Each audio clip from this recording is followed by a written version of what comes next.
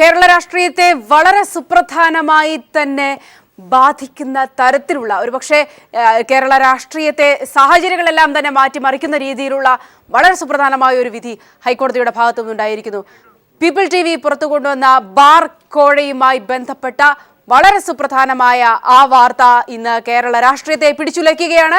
ഹൈക്കോടതിയുടെ ഭാഗത്തു നിന്നും ഇപ്പോൾ ഉണ്ടായിരിക്കുന്ന വിധി തുടരന്വേഷണം ആവാം എന്ന വിജിലൻസ് കോടതിയുടെ വിധിയെ ശരിവെക്കുന്നതിന് അപ്പുറത്ത് നിന്നുകൊണ്ട് ഇത്രയേറെ പരാമർശങ്ങളും വിമർശനങ്ങളും വന്നിട്ടും ഇത്രയേറെ തെളിവുകൾ വന്നിട്ടും സാഹചര്യ തെളിവുകൾ പോലും വന്നിട്ടും കോഴ വാങ്ങി പണം വാങ്ങി എന്ന തെളിവുകൾ പോലും ഉണ്ടായിട്ടും വീണ്ടും അധികാര കസേരയിൽ കടിച്ചു തൂങ്ങുന്ന KM മാണിയുടെ മനസാക്ഷിയെ ചോദ്യം ചെയ്യുന്ന രീതിയിൽ തന്നെ ധാർമ്മികത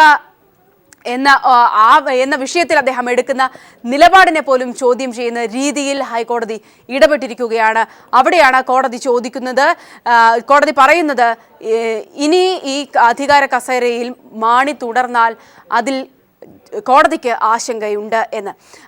ഈ ഘട്ടത്തിൽ കൂടിയാണ് ഉമ്മൻചാണ്ടിയുടെ നിലപാട്, മാണിയുടെ നിലപാട്, പൊതുവിൽ കേരള കോൺഗ്രസ് രാഷ്ട്രീയം എന്നതിനപ്പുറത്തേക്ക് കേരള രാഷ്ട്രീയം, പ്രത്യേകിച്ച് UDF രാഷ്ട്രീയം, മുഖ്യമന്ത്രിയുടെ രാഷ്ട്രീയം ഒക്കെ ചർച്ച ചെയ്യപ്പെടുന്നത് കൂടി ശ്രീ ഭാസ്കരേന്ദ്രബാബുവിലേക്ക് തന്നെ പോവുകയാണ്. ഒരുപക്ഷെ ശ്രീ ഭാസ്കരേന്ദ്രബാബു, ആദ്യഘട്ടത്തിൽ ഈ വിഷയത്തിൽ കേരള കോൺഗ്രസിൽ നിന്നും ആദ്യം ഉണ്ടായ ഒരു പ്രതികരണം PC ജോർജിൻ്റെതാണ്.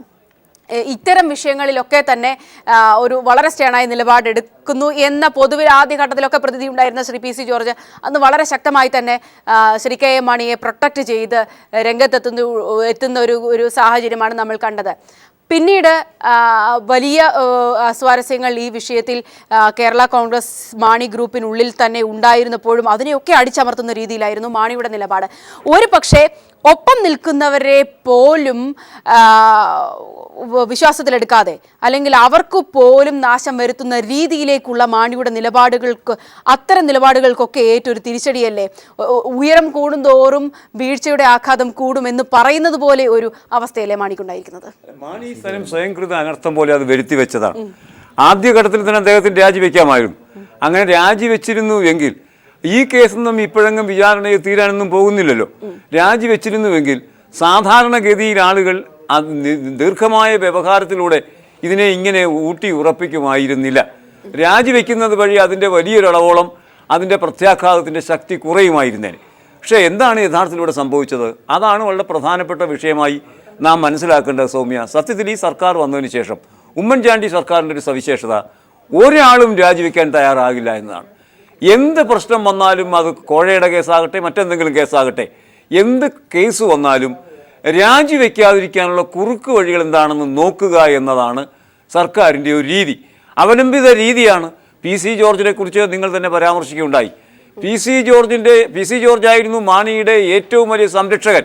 രാജിവെക്കേണ്ട കാര്യമേ ഇല്ല എന്ന് പറഞ്ഞ് ധാരാളം അതിനുവേണ്ടി വാദിച്ചയാൾ PC ജോർജായിരുന്നു.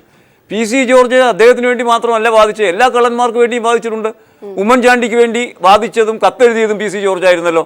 അപ്പം പൊതുമുതൽ പങ്കുവയ്ക്കുന്ന കാര്യത്തിൽ അല്ലെങ്കിൽ അധികാര സ്ഥാനങ്ങൾ പങ്കുവയ്ക്കുന്ന കാര്യത്തിൽ വളരെ വിദഗ്ധരായ ആളുകളായിരുന്നു ഇവരൊക്കെ. മാനിപ്പുലേറ്റേഴ്സ്, ദി ഗ്രേറ്റ് മാനിപ്പുലേറ്റേഴ്സ് എന്ന് വിളിക്കാവുന്ന ആളുകളുടെ ഗണത്തിൽ തന്നെയാണ് PC ജോർജും പെടുന്നത് എന്ന കാര്യം നാം മറച്ചു വെച്ചിട്ട് കാര്യമൊന്നുമില്ല.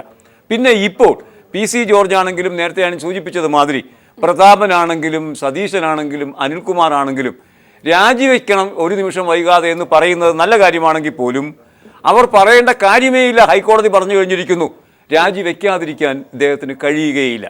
ആ ഒരു അവസ്ഥയിൽ ഹൈക്കോടതി പറയുന്നത് കൊണ്ട് മാത്രമാണ് ഇവർ രാജിവെക്കുന്നത്. ഇല്ലെങ്കിൽ ഇനിയും ഈ കോടതി അവസാന കോടതിയൊന്നും അല്ലല്ലോ. വീണ്ടും അപ്പീൽ പോയിക്കൊണ്ട് അപ്പീലിൻ്റെ കാലഘട്ടം മുതൽ വേണമെങ്കിൽ 6 മാസമൊക്കെ പിടിച്ചു നിൽക്കുക, 5-6 മാസമല്ലേ ഉള്ളൂ ഇനി ബാക്കി.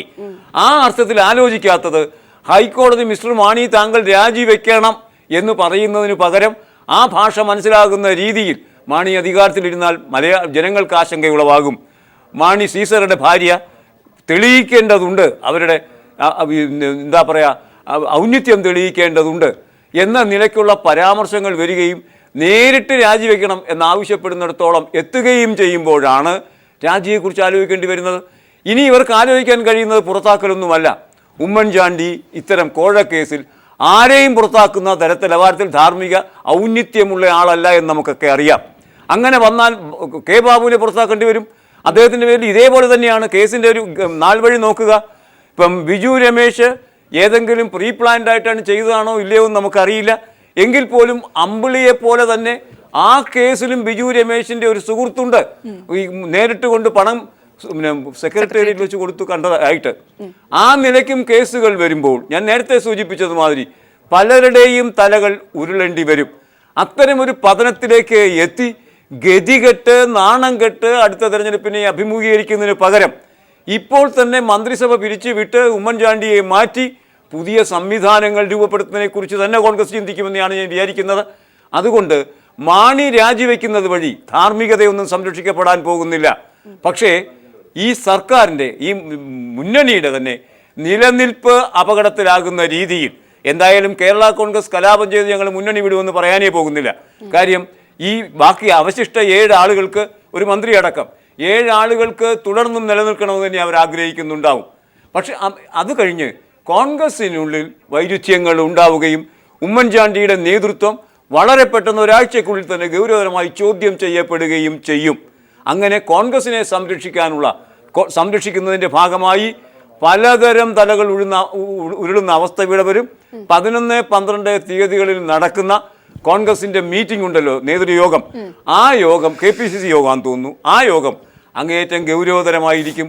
ഉമ്മൻചാണ്ടിയുടെ ചപ്പടാച്ചിയൊന്നും അവിടെ നടക്കാൻ പോകുന്നില്ല. നമുക്ക് ചർച്ചയിലേക്ക് തിരികെ എത്താം. മാണി 2 ദിവസത്തിനകം രാജിവെക്കും എന്ന സൂചനകളാണ് പുറത്തു വരുന്നത്. മാണിയുടെ രാജി ആവശ്യപ്പെട്ട വിവിധ ഘടകകക്ഷികളും കോൺഗ്രസിനുള്ളിൽ തന്നെയുള്ള നേതാക്കളും ഒക്കെ തന്നെ രംഗത്തെത്തിയിട്ടുണ്ട്. പക്ഷേ അതിനപ്പുറത്തേക്കുള്ള ഒരു രാഷ്ട്രീയ മാനം കൂടി ഈ കേസിനെ സംബന്ധിച്ചിടത്തോളം ഉണ്ട്. പീപ്പിൾ ടിവിയാണ് ബാർക്കോഴയുമായി ബന്ധപ്പെട്ട ആദ്യ വെളിപ്പെടുത്തലുകൾ പുറത്തു കൊണ്ടുവരുന്നത്. ഇതിനുശേഷമുണ്ടായിട്ടുള്ള ശക്തമായ തെളിവുകളെല്ലാം തന്നെ പരിശോധിച്ചുകൊണ്ടാണ് ഹൈക്കോടതി ഇന്നിപ്പോൾ മാണിയെ മന്ത്രിസ്ഥാനത്ത് തുടരുന്നത് കോടതിക്ക് പോലും ആശങ്കയുണ്ടായിരിക്കുന്നു എന്ന് പറഞ്ഞിരിക്കുന്നത്. ഇന്നിപ്പോൾ മാണി നിൽക്കുന്നത് പ്രതിസ്ഥാനത്ത് തന്നെയാണ്. ധാർമ്മികതയല്ല ഇവിടെ ഉള്ളത്.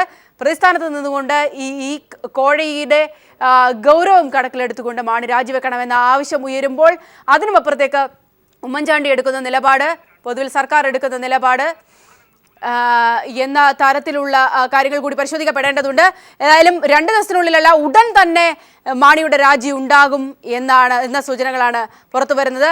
അതോടൊപ്പം തന്നെ മുഖ്യമന്ത്രി 4:30 തലസ്ഥാനത്ത് എത്തുന്നുണ്ട്. 5 മണിയോടുകൂടി മാണിയും എത്തുന്നുണ്ട്. മാണി രാജിവെച്ചില്ലെങ്കിൽ മാണിയെ പുറത്താക്കുക എന്നൊരു നിലപാടിലേക്കാണ് ഇപ്പോൾ UDF-ഉം കോൺഗ്രസും ഒക്കെ തന്നെ എത്തിയിരിക്കുന്നത്.